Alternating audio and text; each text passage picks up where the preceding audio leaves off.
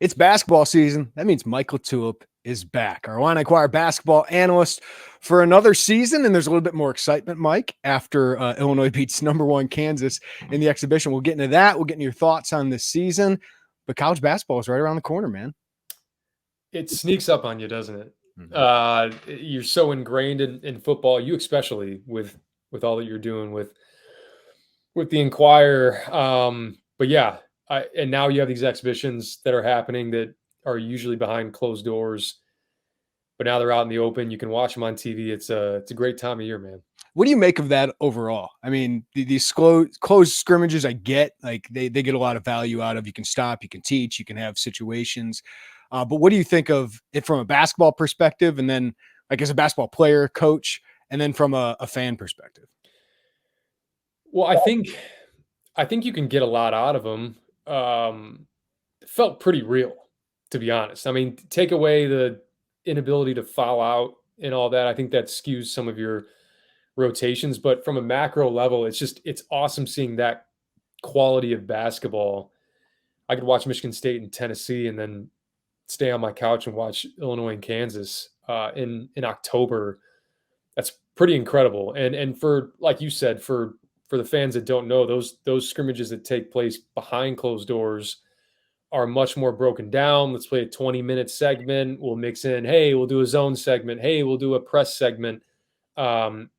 Very broken down. But also, I think, too, as a player and a coach, you can really kind of see what you have in a real environment, right? With the place rocking a little bit. I mean, it looked like a really solid crowd as expected on Sunday. But I think it's going to become a trend. I think there's much less downside for teams, and that's part of the reason why I think they're more willing to do it. Like, does Purdue travel to Arkansas? Right.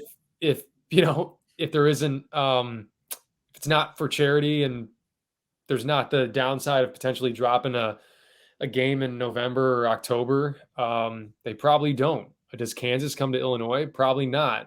Because what you and I were talking before we even hopped on here is those things just don't come together in a few months like it did for these exhibition games. Those home and homes, those are years in advance. I always laugh with the football ones. It's like, hey, 2032, they're Mizzou's coming to Illinois or whatever it may be. And but I think it's become more of a trend because you always need a proof of concept. I think it was a great appetizer for the season, and I hope it I hope it becomes a regular thing. So, Mike, as you watch that game, Illinois looked pretty good against what a lot of people think is a Final Four contender. Obviously, they're at home. It's an exhibition, not a real game. But what's your biggest takeaway from Illinois' performance? Yeah, like I said, it felt more real than not. And look, I don't want to say this and have it be like a sweeping generalization, but Illinois looked like the better team.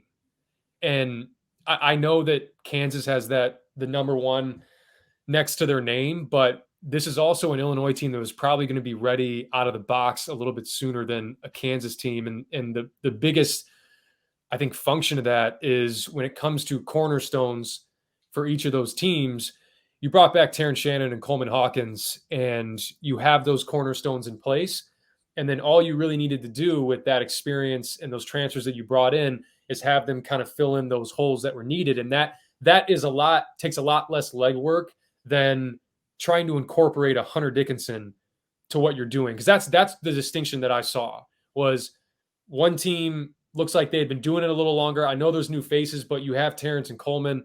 And I get they have DeJuan and Kevin McCullough too, right, but you're going to play through Hunter Dickinson. So that changes a lot of what you do, and what Kansas looks like in October, I think, is going to be a lot different than what Kansas looks like in March, but still really encouraging because you were able to get legitimate looks both schematically and personnel wise and situationally.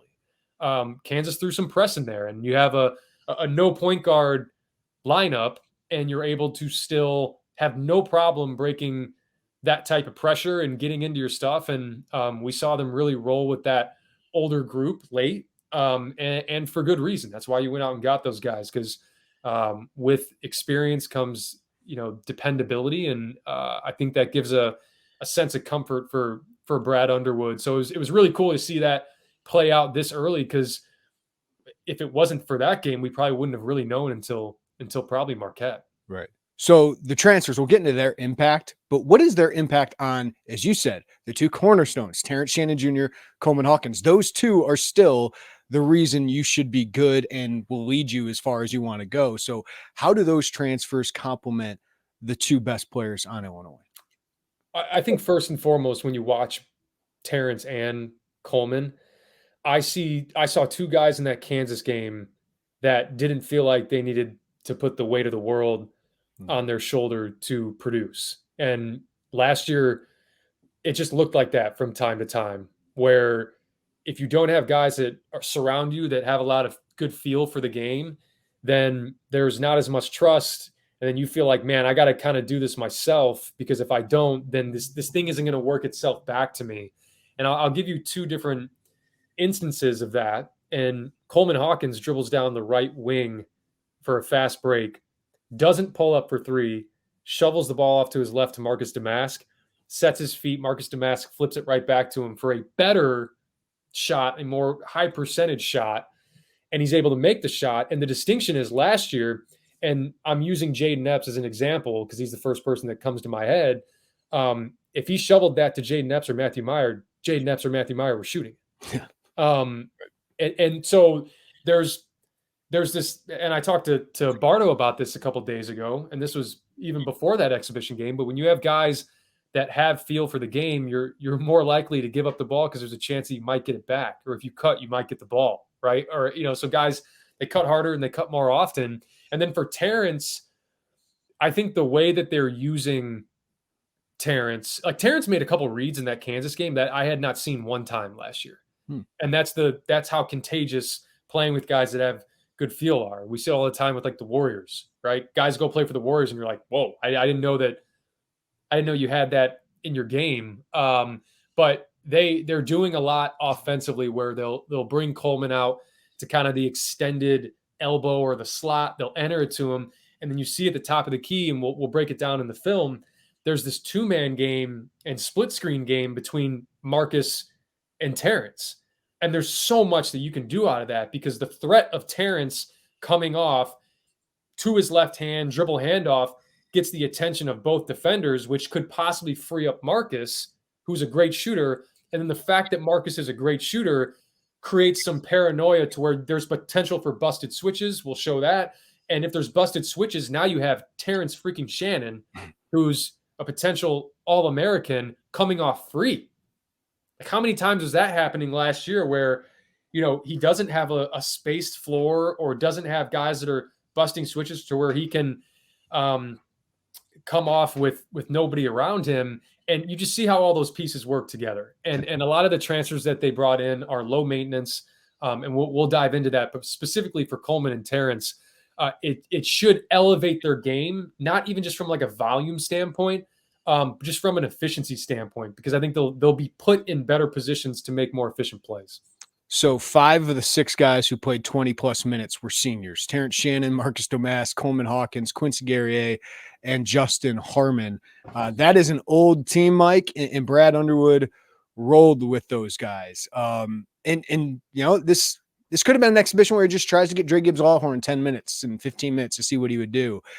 Dane Danger played 9 minutes. Sincere Harris played 7 minutes. Nico Moretti and Amani Hansberry 2 minutes. What'd you make of that?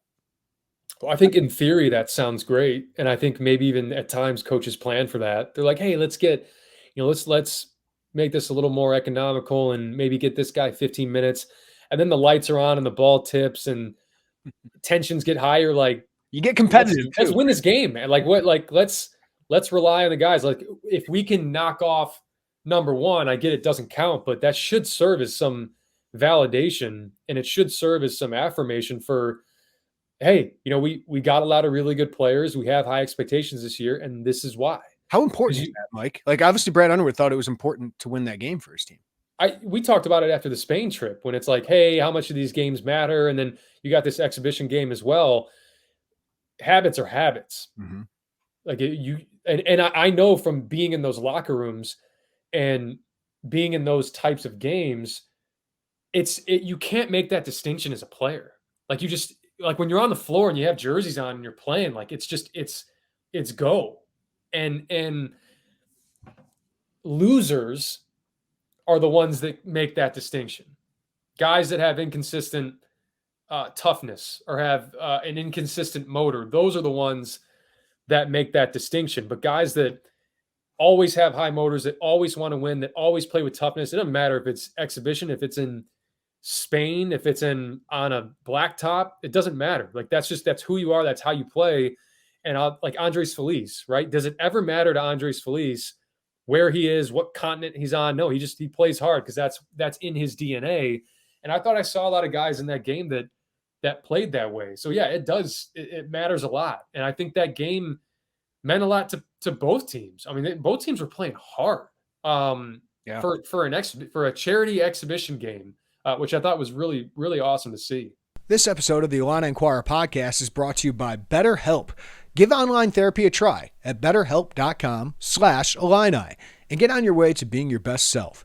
Do you ever feel like your brain is getting in its own way? Like you know what you should do, what's good for you, but you just can't do it? Well, therapy helps you figure out what's holding you back so you can work for yourself instead of working against yourself. If you're thinking of starting therapy, give BetterHelp a try. It's entirely online, designed to be convenient, flexible, and suited to your schedule. All you have to do is just fill out a brief questionnaire to get matched with a licensed therapist.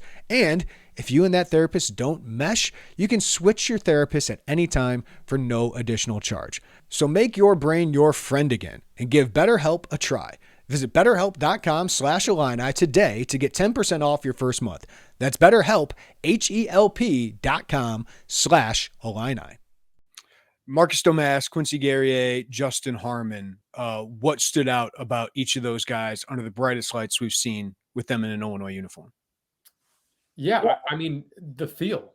And I hope I don't beat that like a dead horse this season, but Brad Underwood would love if you do, right? Yeah, it's real. And the things that it opens up and things that people don't really see. I mean, you got Quincy Guerrier getting to the free throw line late in the game. He got a skip pass from I think Coleman Hawkins that led to a Quincy downhill drive for a foul to shoot 2 free throws. But what I think people didn't see is in that 2-man game that I was talking about with Marcus and Terrence, Marcus had set a screen for Terrence the previous offensive possession, and Terrence was able to come off and hit a drift pass for Quincy for a 3. So this time, Marcus goes, and instead of setting, he slips out of it to the basket, which pulls in Kevin McCullough because he slips out of it. Now you skip it to Quincy. McCullough has a long closeout. Quincy drives it, and that's why he gets 2 free throws. Yes, Quincy, great drive. Yes, great skip pass. But that happened because of Marcus Domask off a cut. And then Justin Harmon. Things break down. Coleman Hawkins is kind of dead to rights. You get a 45 cut from the wing for a layup that pretty much put the game away. And how many times did you have a film room where it's like somebody cut? Anyone. Like we talked about it ad nauseum last year. So it's great to see that. And look, that's basketball. And it makes things hard to scout for, hard to prepare for. Because last year with the amount of hand-holding that needed to happen with a team that didn't have a lot of feel, you become so easy to prepare for. Because you're going to run spread, and you're going to run it the entire game for the most part. So what do scout teams do for 3 days at practice? Spread. Mm-hmm. Spread. And now you have different variations of what you can do, and you have guys that are a little bit can improvise. And it's really hard to prepare and scout for improvisation, if you will. It reminds me, the 2020 Dayton #1 seed that we didn't get to see. It was Obi Toppin, it was Jalen Crutcher, it was Rodney Chapman, it was Trey Landers, it was Ryan Mikesell. You put 5 guys on the floor that have good feel, and they're just playing. And how do you prepare for that? What do you scout for when it's guys that are just in the moment, read and react? That's what makes those teams so dangerous offensively. And each one of those transfers at one moment, especially in the last 5 minutes when it was nut cutting time, each of them made at least one play that had a direct impact on the outcome positively of a possession. All right. Point guard, understandably, fairly has been the topic of discussion all offseason. What did we learn about Illinois' point guard situation against Kansas? I mean, I guess the downside, if you want to call it that, of a game like that, that's that competitive and comes down to the wire like that, is somewhat showed your hand of who you really think your point guard is. It's Marcus Mask. And look, there's going to be, What you makes know, you say that? there's a benefit to having Ty Rodgers play on the ball because he's not a floor spacer. And we saw just it's almost like the change of pace between the two. I'm not sure how sustainable it is to have Ty on the ball for an entire game, but you saw like there's this jolt in the beginning of the game. It's like this controlled chaos with Ty where he's getting downhill and all of a sudden he's right at the front of the rim and has great touch. He's been working on that float game around the rim and those kind of 10 feet and in shots, and it looked great. And then it's just you have this change up a little bit where, hey, when things get crazy and when we need to like really have some stability, throw it to the reliever, because Damask two or three times he broke the press.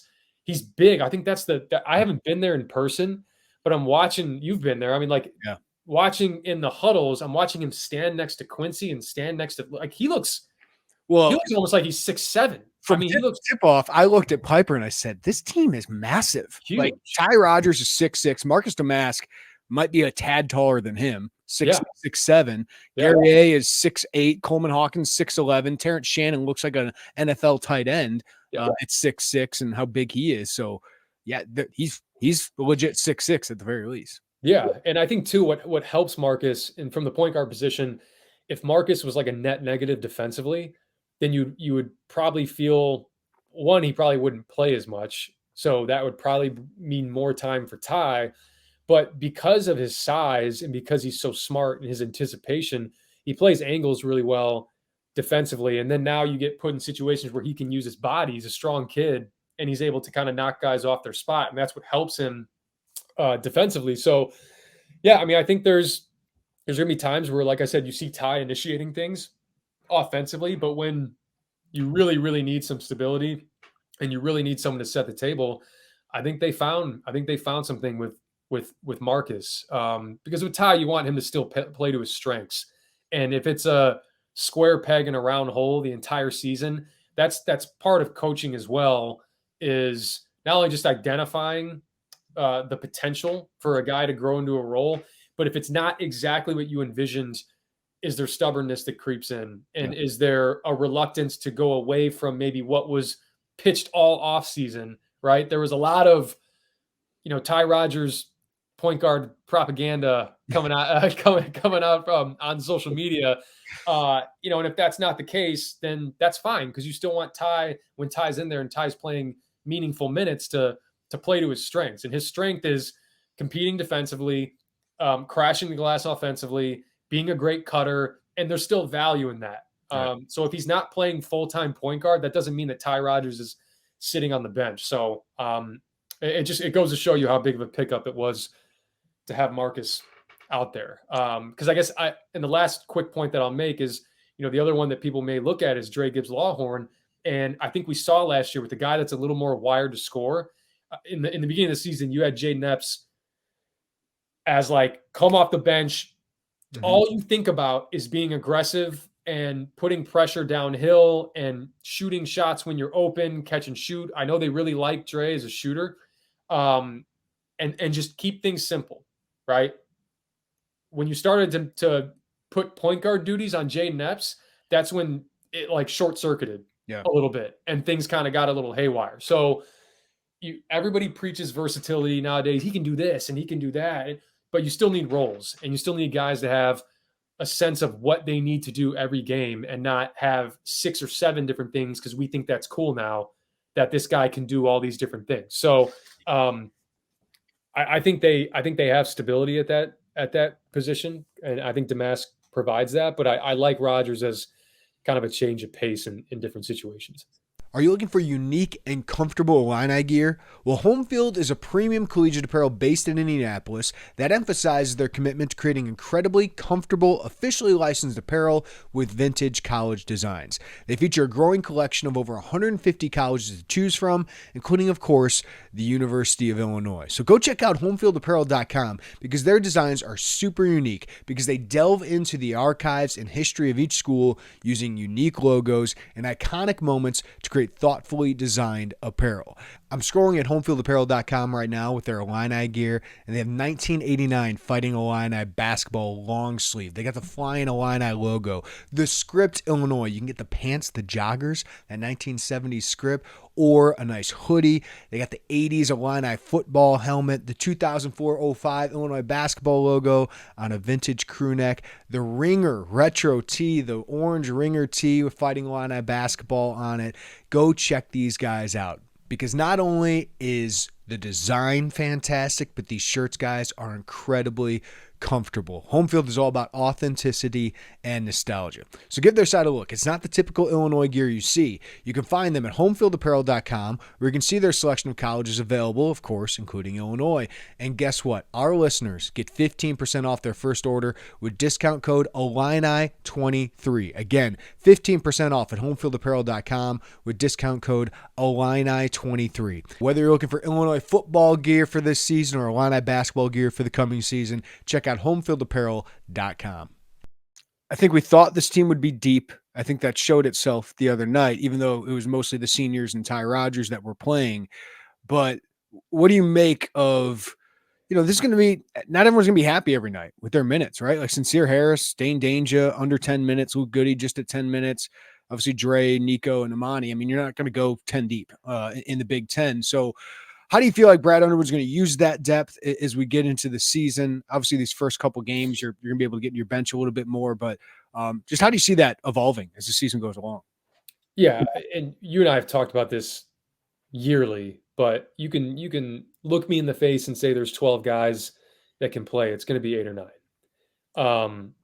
And that's just a function of just allocation of minutes. Terrence and Coleman are going to play 30 plus minutes. Honestly, Marcus Damascus is probably going to play 30 plus minutes. Mm-hmm. So that it dwindles down quickly. And the one thing I'll say is, again, it goes back to the stubbornness of coaching. I've been in those locker rooms. I've been on those practice courts. 97% of the time, your initial rotation, you get right. Coaches usually nail that. The real coaching comes into effect with the stubbornness that I'm talking about. If a guy struggles, how much do you want to stay with them? How reluctant are you to make a change? Who emerges? What opportunity do they get? How soon do they get that opportunity? Is it too soon? That's what that job is. And I think that's what makes it fun for a lot of coaches. We know that those 5 that we talked about that closed that game, those guys are going to get a lot of minutes. Now you got Luke Goody, you got Ty Rodgers, and then Dane. Look, Coleman's going to play the 5 this year. Yes. I think they're pretty pot committed to that. And if he's playing 30 minutes a game and the majority of that's at the 5, you do the math. There's not a ton of minutes at the backup 5. So when you talk about guys discontent or getting upset, that falls back on what culture you feel like you've created again. Is can you truly get guys to buy in and believe that this is bigger than themselves?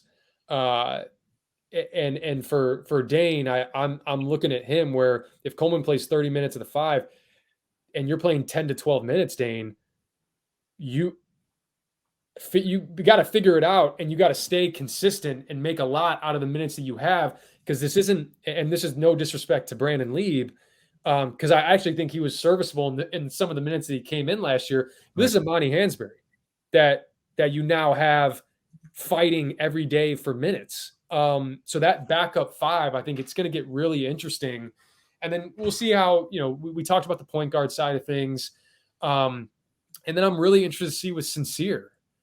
This is very reminiscent of what we talked about with RJ Melendez last year. 2 years ago, what RJ Melendez brought to the table was length and versatility. And then they went out and got length and versatility, and RJ didn't stick out as much. And now for Sincere, he stuck out last year because, a lot of times he looked like the only guy that wanted to play hard constantly. And that's your ticket onto the floor. That's how you get the trust of your staff.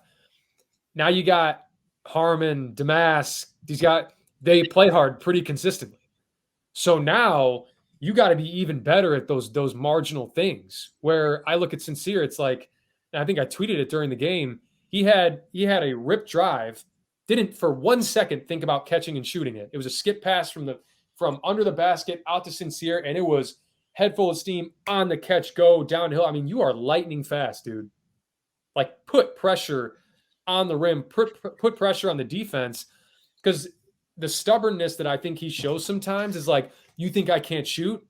Yeah. I'll keep showing you I can shoot. And at some point, you have to play to your strengths. Ty Rodgers does a really good job of that.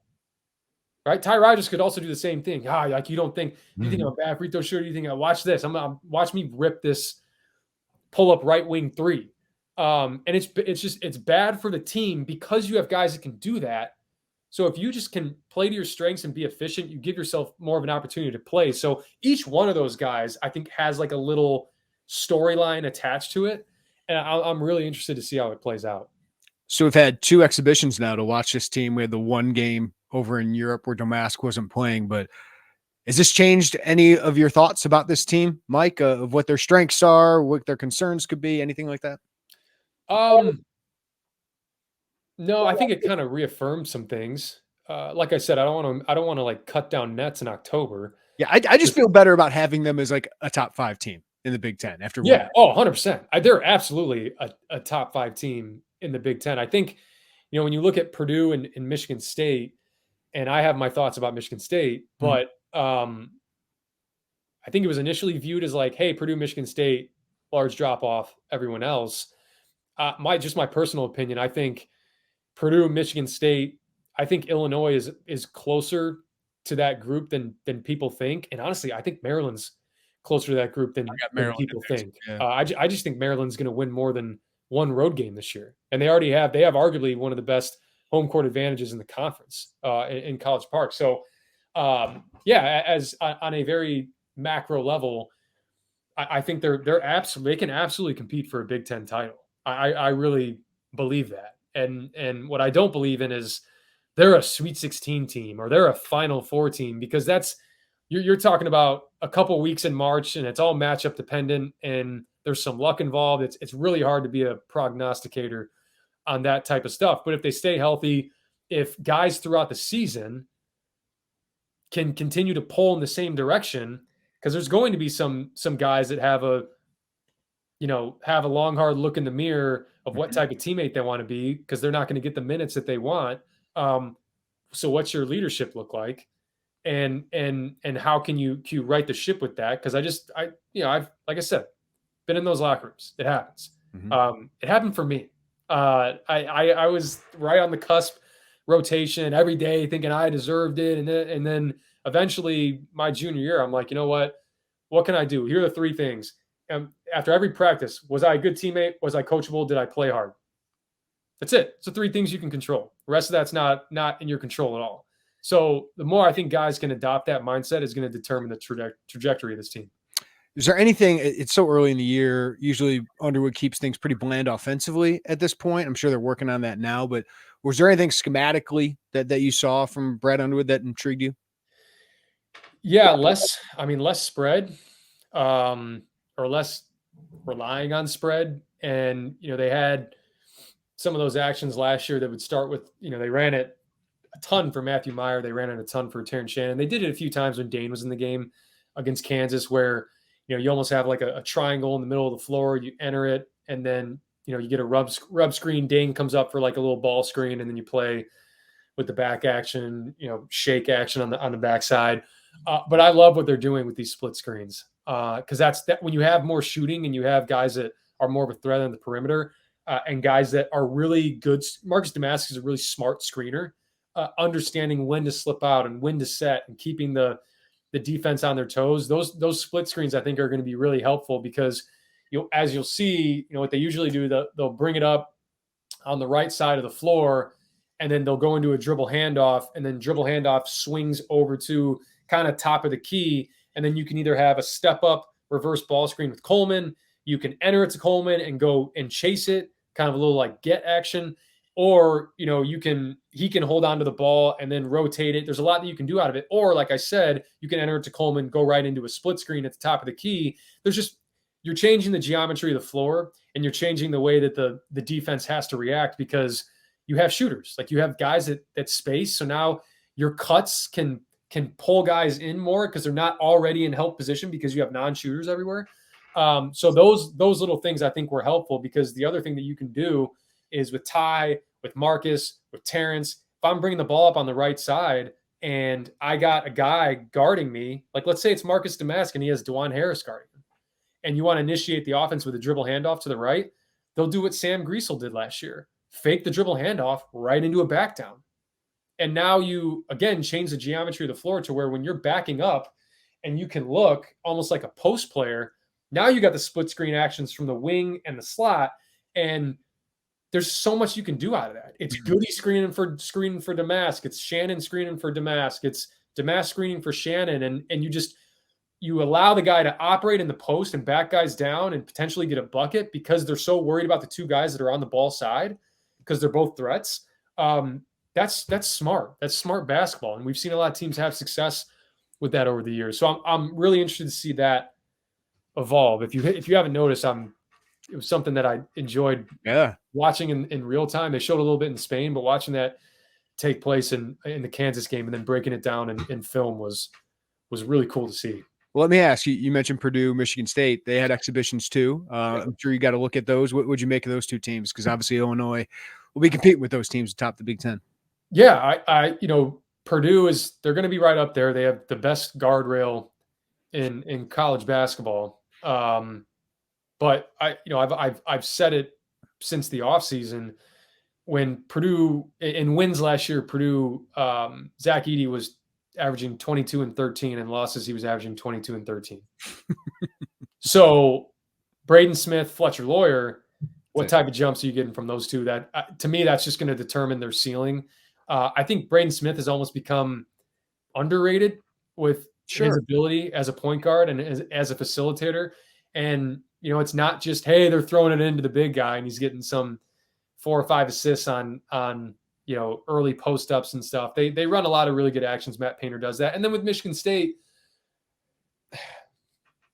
there's a lot that, I just think that the loss of Joey Hauser is a lot bigger than people realize. I mean, that good last year. That was like, in my opinion, that was arguably your most important player because he was your leading rebounder.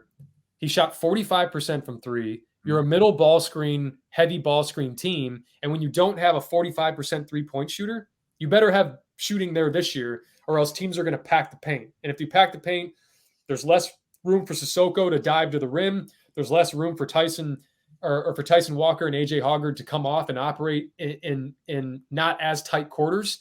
So Jaden Akins, are you going to shoot it well again this year? He shot 42% last year. Some of these other guys that they have, Xavier Booker, Fears, like are these guys, Malik Hall, are they going to shoot high percentages and at least space the floor? Because again, what people forget about Michigan State is we get so wrapped up in Sweet 16 team coming back, bringing everyone back. You lose a really important piece in Hauser, but also, I mean, including the Sweet 16 run last year, they finished 9-9. Like this. They didn't have this torrid stretch to finish the season. So look, I said the same thing about Indiana last year. Everybody was like, hey, Big Ten runs through Bloomington because we know some of these guys.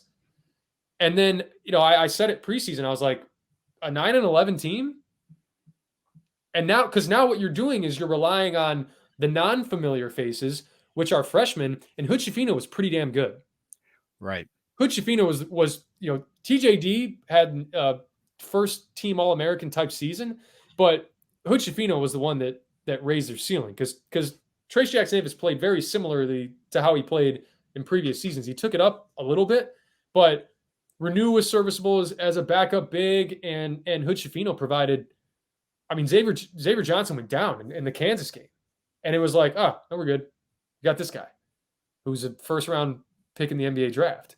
Mm-hmm. So is that how we view Fears and Booker and Cohen Carr and those guys? I don't know. Like, are they going to have that type of impact to really elevate this team? Because this is a team that's dead last, and Isaac Trotter talks about it all the time. A team at dead last and field goals around the rim last year. Mm-hmm. And I get they probably work the mid range better than any team in the Big Ten, but shoot, you better shoot it well again this year if you're Michigan State, because your margin for error gets a lot smaller if you don't. And talk about a team where not everyone's gonna be happy with their minutes. That No. team, there's gonna be some guys that are unhappy about their minutes, especially some young guys on that team. Anything else, Mike? You want to hit on any Illinois thoughts going into Eastern Illinois? What do you want to see? What are you looking for? What your fans look for going into these, games right before you go with a huge test against Marquette in 2 weeks from now? Yeah, I mean, I really like the non-conference schedule because I think you have a mix of really good tests both at the high major level and at the mid major level. I mean, Marquette is, that's a top 5 team in the country. They have arguably the best point guard in the country. So we'll go into the film a little bit. They didn't pitch a perfect game against Kansas by any means. Busted switches, miscommunication. So in a way, that's encouraging because there's still a lot of room to grow. And then even as you go into December, you have a couple teams that come in, Colgate being one of them, where that's a team that doesn't beat themselves. They shoot it really well. They force you to play disciplined. And that's just something that team did not do last year in Illinois. So how consistent can you be as you're still trying to find your identity? I think the Kansas game was a great first step, but shoot, we got a long ways to go, man. Got a lot of good games coming up in November and December. Mike LaTulip, it's good to catch up, man. And we'll do this every week from here on out. Appreciate it, man. Appreciate you. This episode of the Illini Inquirer Podcast is presented by Underdog Sports. We see a lot of you are downloading Underdog Sports, using the promo code, and having fun, which we love to see. If you haven't already checked out Underdog Sports, be sure to do so. It's super easy to use. You go on the app, go pick whether favorite players will have a higher or lower stat total than what is listed. For example, Travis Kelce, he's very popular these days. If his number is set at 50 receiving yards and you know Taylor Swift is in the house, you may feel confident he's going to go way higher than the number. Do that with 2 to 5 different players and you're in business. If you go 5 for 5, you can 20x your money. So sign up today with promo code Illini and get your first deposit doubled up to $100. Visit UnderdogFantasy.com or find them in the App Store. And don't forget to register with promo code Illini to get your first deposit doubled up to $100. There are a lot of fantasy companies out there, but we decided to partner with Underdog because it's the easiest place to play fantasy sports. It's also the fastest growing fantasy app in the industry. You must be 18 or older and present in a state where Underdog Fantasy operates. Terms apply. Concerned with your play? Call 1-800-522-4700 or visit www.ncpgambling.org.